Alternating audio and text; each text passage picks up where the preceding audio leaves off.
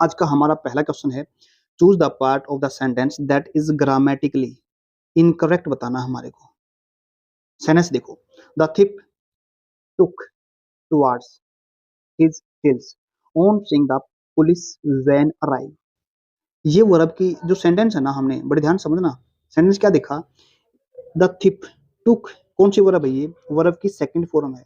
जब सेंटेंस के अंदर वर्ब की सेकंड फॉर्म लिखते हैं तो इसका मतलब वो घटना ऐसी है जो अब नहीं हुई, पहले हो चुकी है, पहले हुई घटना को दिखाता है, मतलब पास्ट टाइम को दिखाता है। लेकिन हम इस सेंटेंस के अंदर, जब सेंटेंस घटना पास्ट के अंदर है तो पास्ट को ही लिखेंगे सारे सेंटेंस को। लेकिन यहाँ पे इसने द पुलिस वैन अराइव थोड़ा ना लिखेगा, इसको भी हमने क्या बना देना पड़ेगा? पास्ट बना देना पड़ेगा। क्या बनाना पड़ेगा? पास्ट। तो हम अपना एरर कहाँ पे लिखा जाएगा? यहाँ पे फोर्थ पार्ट के अंदर एरर है। नेक्स्ट क्वेश्चन अपने पास, fill in the blank with the incorrect option. When Monisha reached the bus stand, जब मोनिशा बस स्टैंड पर पहुंची, द बस डैश बताना हमारे को, was already left, had already left, या ऑलरेडी लेफ्ट, या हैज बीन ऑलरेडी। वर्ब की सेकंड फॉर्म है तो इसका मतलब ये हैज तो लिखा हुआ जो गलत है हो जाएगा। अब देखो मैं बताता हूं आपको, अपने पास पास्ट के अंदर दो घटनाएं घटती हैं, एक पहले बैक टू बैक घटती है, एक घटना पहले घट गई और दूसरी घटना बाद में घटी।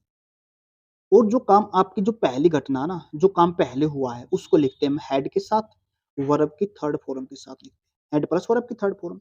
और जो बाद में हुई घटना है उसको केवल केवल सेकंड फॉर्म के साथ। अब ये सेकंड फॉर्म के साथ पहले लिख रखी है तो हमने क्या करना पड़ेगा? हेड के साथ लिख देना पड़ेगा। तो ये अपने पास सही ऑप्शन बन जाएगा। तो सही ऑप्शन क्या बनेगा अपना? हैड ऑलरेडी लेफ्ट बन जाएगा। और एक चीज और, जैसे यहाँ पे अपने पास क्या दे रखा है? वहन दे रखा ना, इसी के जैसा एक वर्ड हो रहा था बिफोर, बिफोर भी लिख सकते हैं। उम्मीद करता हूँ समझ में आ गया होगा। नेक्स्ट क्वेश्चन अपने पास थर्ड है, choose the correct passive voice. Passive voice मैं एक क्लास 10 से 15 सेंटेंस बना दूंगा, उसमें से लगभग आपका एग्जाम के अंदर आ ही जाएगा क्वेश्चन कैसे निकालना होता है। देखो ये अपने पास कौन सी वर्ब की सेकंड फॉर्म है? डिड। जैसे अपने पास होता प्ले, प्लेड, प्लेड, प्लेड होती है, ये अपने पास वर्ब की सेकंड फॉर्म है। और सेकंड फॉर्म को जब हम पैसिव में लेके आते हैं ना तो उसको हम वोज के साथ और वर्ब के साथ लिखते हैं। वोज वर्ब कहाँ पे? इसमें डिड को तो नहीं लिखा जाएगा, इसको काट दो। हम क्या करते हैं, एक चीज और समझो, ऑब्जेक्ट को तो हम सब्जेक्ट बना देते हैं और सब्जेक्ट को क्या बना देते हैं? ऑब्जेक्ट बना देते हैं। अब देखो सब्जेक्ट तो ये रहा अपने पास, इसका जो बनेगा सेंटेंस, और ऑब्जेक्ट ये बन जाएगा ही को क्या बना देंगे? जब वर्ब के बाद ही को लिखेंगे तो किसमें लिखेंगे? वर्ब के बाद हमेशा ऑब्जेक्टिव केस लिखा जाता है, हिम लिखा जाएगा। हिम किसमें है? ये कट गया अपने पास, ये भी कट गया, फिर तो इसका मतलब यू लिख रखा है, यू तो इसमें बात ही नहीं हो रही। तो सही ऑप्शन क्या बना अपने पास है? सही ऑप्शन बना ये, was a lion like by. और एक चीज और देखना, वर्ब के बाद हम क्या लगाते हैं? थर्ड की फॉर्म, जो वर्ब की थर्ड फॉर्म होती है थर्ड फॉर्म के साथ बाय लगाते हैं और बाय के बाद वो सब्जेक्ट लिखते हैं। तो ये अपना एक बताता हूँ एक बात और, अगर वर्ब की फर्स्ट फॉर्म है या फिर वर्ब की फिफ्थ फॉर्म है तो उसको हम लिखते हैं इज, एम और आर के साथ। उम्मीद करता हूँ समझ में आया, लेकिन डिटेल से मैं क्लास बना दूंगा इसके बारे में, वहां से कर लेना। एक नंबर का आराम से क्वेश्चन आता है, कभी कभी दो भी बन जाता है। नेक्स्ट क्वेश्चन अपने पास, which of the following options express the correct meaning. सही मीनिंग बताना हमारे को of the sentence given below. देखो जो ये अपने पास टू है ना, टू के बाद हम किस साथ लिखते हैं? टू के साथ सेंटेंस लिखते हैं, और टू के बाद वर्ब कौन सी फॉर्म लिखते हैं? फर्स्ट फॉर्म लिखते हैं। बड़े ध्यान समझना, ही इज हम पढ़ते ना, वह इतना सुंदर है कि उसको टू लुक ओवरलुक, क्या बोलेंगे? टू ओवरलुक, उसको अनदेखा करना। जो ये सेंटेंस और ये सेंटेंस, एक ये रहा सेंटेंस, ये वर्ब रही, वर्ब के साथ जोड़ रखा है, और ये सेंटेंस बना अपने पास, ये इसके बिल्कुल जो ये क्वालिटी होगी ना, क्या बोलेंगे? ये क्वालिटी, ये विशेषता इसके बिल्कुल अपोजिट मिलेगी। वह इतना सुंदर है कि उसको अनदेखा नहीं किया जा सकता, इसकी सेंस ये बनेगी। वह इतना अच्छा है कि उसको इग्नोर नहीं किया जा सकता, इस तरह की सेंस बनती है जब हम सेंटेंस करते हैं किसके साथ? टू के साथ। तो क्या बोलेंगे? ही इज टू, टू क्यों? टू इतना सुंदर है, and he can be overlooked. तो नेगेटिव बनेगी, नेगेटिव काट दो इसको, ये पॉजिटिव है। आगे देखो, he is too cute but he can be ignore. वह इतना सुंदर है कि उसको इग्नोर किया जा सकता है, बिल्कुल गलत हो गई। इग्नोर थोड़ा कर सकते हैं जब सुंदर है तो। ही इज सो क्यूट, वह इतना क्यूट है कि that he can not be overlooked. ये सेंस इसकी बिल्कुल सही बनेगी। उम्मीद करता हूँ समझ में आ गई, गलत ये नहीं बनेगी। आगे देखो, arrange the following jumbled option and correct order and then choose correct option बताना हमारे को। देखो ये अपने पास प्रोवर्ब है, कई बार है ना क्या बोलते हैं, जब एक काम को करने वाले ज्यादा हो जाते हैं ना तो काम हमेशा बिगड़ता है, इस तरह सेंटेंस बना रखा है। तो क्या बनेगा इसका, हम कभी देखो एग्जामिनर ने कुछ सोच समझ के दे रखा है, हम सोचेंगे सेंटेंस को जब हम अरेंज करेंगे ना तो सब्जेक्ट या तो ये बनेगा या इसके साथ आर्टिकल है ये, हम सोचते हैं ना कभी नाउन के साथ नाउन के साथ या प्रोनाउन के साथ सेंटेंस शुरू होता है, बट इसमें कुछ ऐसा नहीं है, ना तो एक साथ शुरू हो रहा ना एक साथ शुरू होगा ये। तो तीसरा ऑप्शन है ना ये, इसको काट दो, तीसरा नहीं लिखा जाएगा पहले ना चौथा लिखा जाएगा, चौथा दोनों काट देना हमने, बचा आप एक। देखो ये होता है ऑप्शन टू मैनी कुक्स, क्या बोलेंगे, टू मैनी कुक्स, बहुत ज्यादा कुक्स का मतलब जब एक काम को करने वाले ज्यादा होते हैं। स्पॉइल द ब्रोथ, इसका सेंटेंस ये बनेगा, पहले तो ये लिखा जाएगा फिर ये लिखा जाएगा फिर ये लिखा जाएगा और फिर ये लिखा जाएगा। तो बाद में देखो फर्स्ट और फिर फोर्थ और फिर सेकंड, और इसका सही ऑप्शन क्या बना अपने पास से, यानी बी ऑप्शन बना। उम्मीद करता हूँ समझ में आ गया। नेक्स्ट क्वेश्चन अपने पास, fill in the blank with the correct modal auxiliary verb बतानी है हमारे को। देखो शुड, शुड लिखा जाता है जब सेंटेंस के अंदर, देखो passenger dash not walk across the railway line, passenger क्या नहीं कर सकते, रेलवे लाइन के अक्रॉस उसको क्रॉस नहीं कर सकते, चल नहीं सकते। अब देखो शुड होता है किसी को सलाह दिखानी पड़े, एडवाइस देनी पड़ती है, किसी संभावना को दिखाता है। उसके बाद कैन, कैन हम जब लिखते सेंटेंस के अंदर किसी की पावर को दिखाना पड़े, परमिशन को लेना देना पड़े, या फिर हम करते हैं किसी एबिलिटी को दिखाना पड़े, तब हम लिखते हैं कैन को। मस्ट जहां पे बहुत जरूरी काम होता है उसके लिए लिखा जाता है। फिर हम इसकी जरूरत पड़ेगी हमारे को, इसकी पड़ेगी इस सेंटेंस में जो चेंज करना पड़ेगा, फिर जो लिखना पड़ेगा वो थर्ड ऑप्शन लिखना पड़ेगा। वैसे मनाही करने के लिए क्या दे रखा, पहले यहाँ पे प्रोहिबिशंस, मनाही करने के लिए नीड, नीड का यूज कर सकते हैं, passengers need not walk across the railway line. सही ऑप्शन क्या बना इसका, सी बना। नेक्स्ट क्वेश्चन अपने पास, fill in the blank with correct form of verb लिखनी है हमारे को। देखो जो कॉम्बिनेशन वाले वर्ड होते हैं ना अपने पास, पहले तो आप कॉम्बिनेशन को अच्छे से मिला लेना, हो सकता है कॉम्बिनेशन में प्रॉब्लम हो। जैसे अपने पास नीदर के बाद नोर आता है, नीदर के बाद नोर आता है, एक अपने पास वर्ड होता है ये इधर, इधर के साथ होता है जोड़ा होता है इधर का और का, और एक होता है अपने पास not only, not only but also के साथ जोड़ा होता है। जो वर्ब लिखी जाती है ना ये हमेशा इसको देखते हुए लिखी जाती है कॉम्बिनेशन में, जो ये पास वाला होता है ना वर्ब के इसके बाद लिखा, जो पास वाला सब्जेक्ट बनता है ना इस सब्जेक्ट के हिसाब से वर्ब लिखते हैं हम, ये मैटर नहीं करता। नीदर दिखाता है दो में से किसी एक को भी नहीं, इधर दिखाता है दो में से किसी एक को, और नॉट ओनली दिखाता है ना तो ये और ना ही ये, दोनों में से किसी को भी नहीं दिखाता। ये भी सॉरी सॉरी दोबारा सुनो, नॉट ओनली बट ऑल्सो, मतलब ये भी दोनों को दिखाता, केवल ये ही नहीं ये भी, जब लिखते हैं याद रखना। एग्जामिनर या तो कॉम्बिनेशन से क्वेश्चन बना बना लेता है या फिर आपका पूछता है यहाँ पे वर्ब से संबंधित क्वेश्चन। अब देखो यहाँ पे क्या लिखा जाएगा, सी के हिसाब से या तो सिंगुलर वर्ब लिखी जाएगी, यानी ही सी इट के साथ सिंगुलर वर्ब लिखी जाएगी। सिंगुलर कहाँ पे इसके अंदर, ये या तो ये है और या ये है, ये प्लूरल काट दो इसको। आगे देखो C dash had sorry mad, ये अपने पास वर्ब कौन सी फॉर्म है, एक होता है वर्ब पहली फॉर्म होती है मेक, सेकंड फॉर्म होती है मेड और थर्ड फॉर्म होती है मेड। एक बात सुनो ध्यान से, जिस वर्ब की सेकंड फॉर्म और थर्ड फॉर्म एक जैसी होती हैं उनको कौन सी वर्ब बोलते हैं, रेगुलर वर्ब बोलते हैं। क्या होते हैं उनको, रेगुलर वर्ब्स बोलते हैं, याद रख लेना।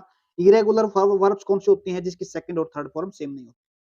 अब देखो ये अपने पास कौन सी फॉर्म है वर्ब की, सेकंड फॉर्म है या थर्ड फॉर्म पता नहीं है, लेकिन ये वर्ब लगने से या तो हैज लगेगा या हेड लगेगा, इससे बनेगी पता चलेगा हमारे को वर्ब की सेकंड फॉर्म है या थर्ड फॉर्म है।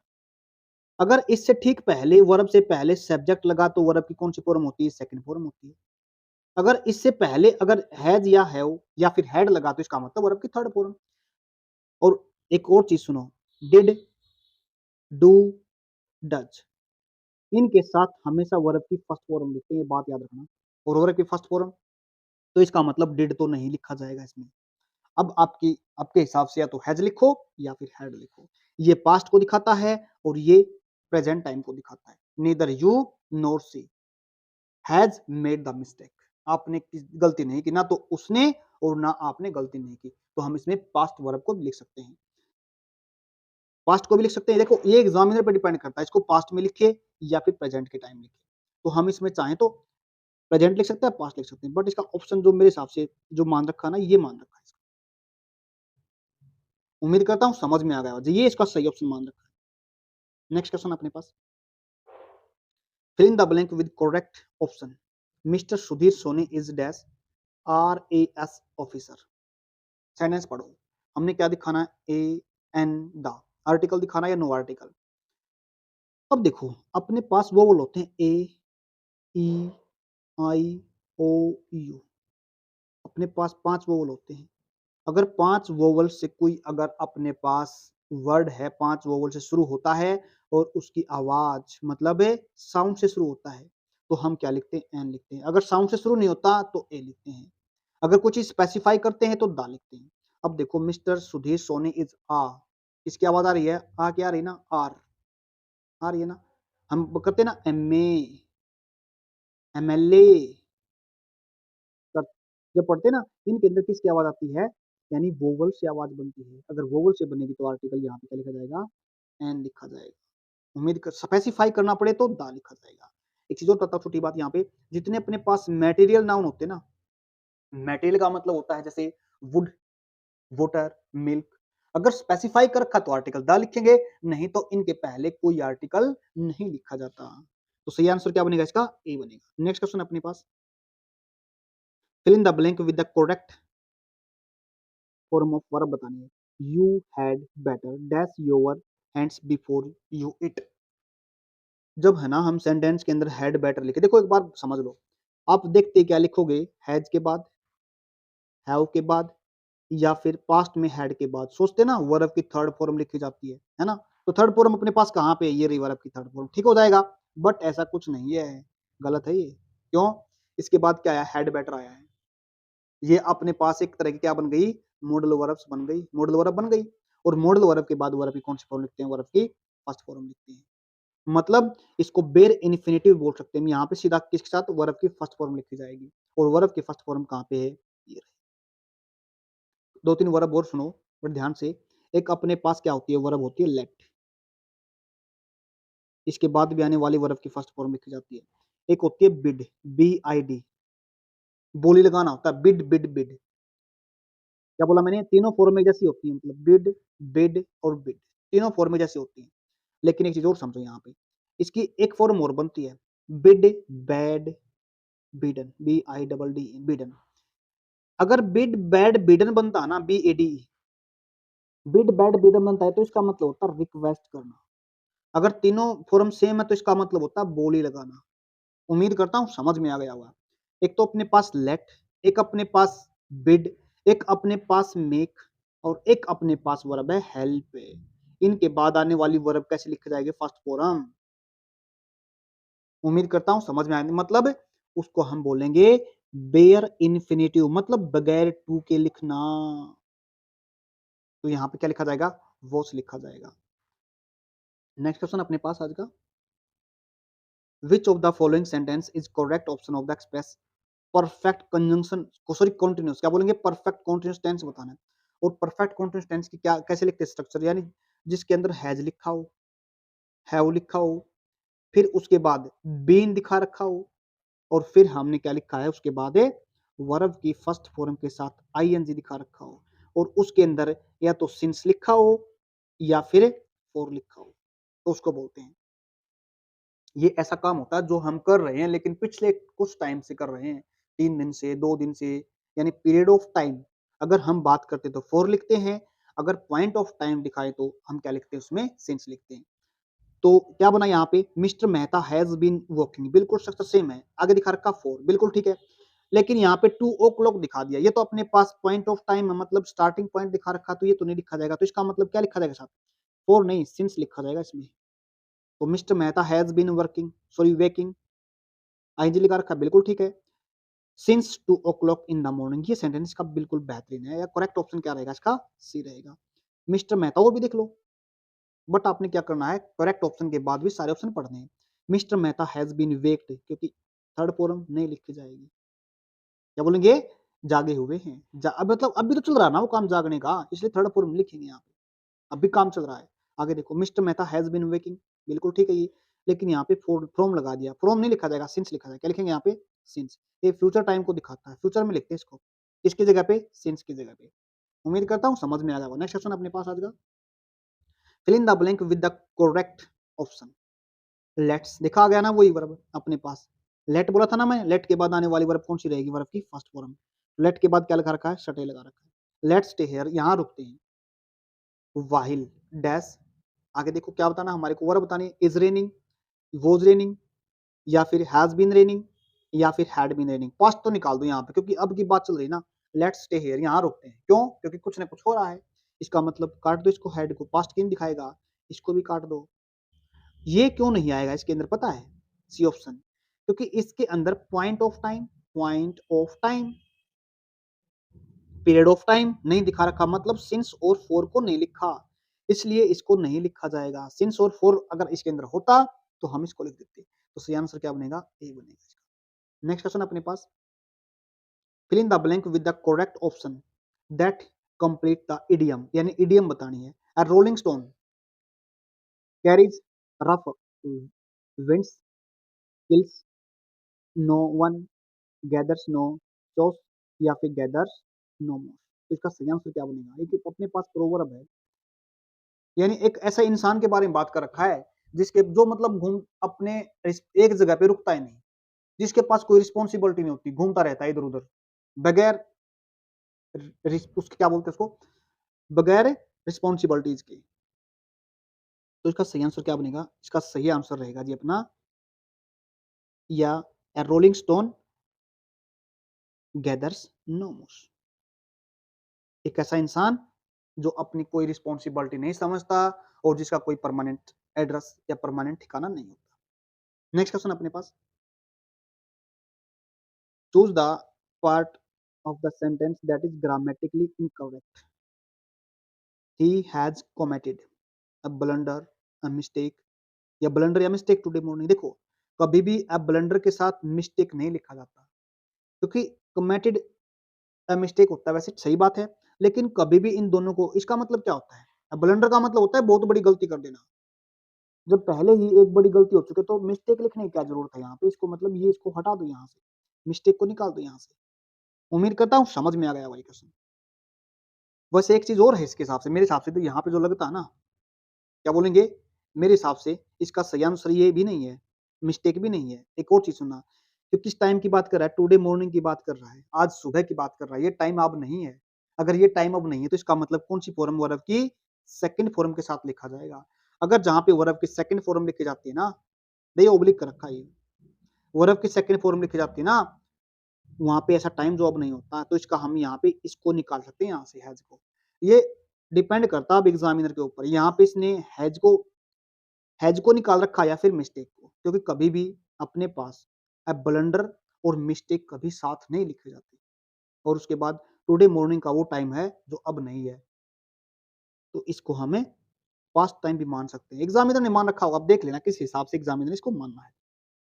टुडे मॉर्निंग तो सही है बिल्कुल, इसको तो गलत नहीं कर सकते हम। अब ब्लंडर किसको करेंगे? या तो इसको करेंगे, या इसको करेंगे, या इसको करेंगे। बट मेरे हिसाब से जो सही बेहतरीन ऑप्शन है, आप मिस्टेक को यहाँ से निकाल दो। ये मैं सही आंसर मानता हूँ इसका। नेक्स्ट क्वेश्चन अपने पास आ जाएगा, चेंज द नरेशन। बड़े ध्यान सुनना।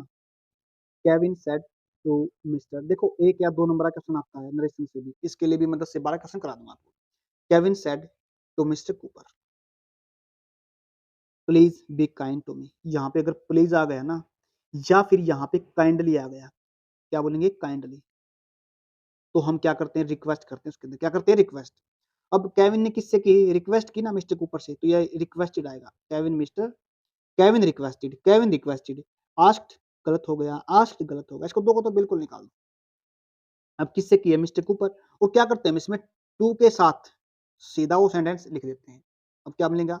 Mister Cooper to be kind to him, ये इसका सही आंसर रहेगा।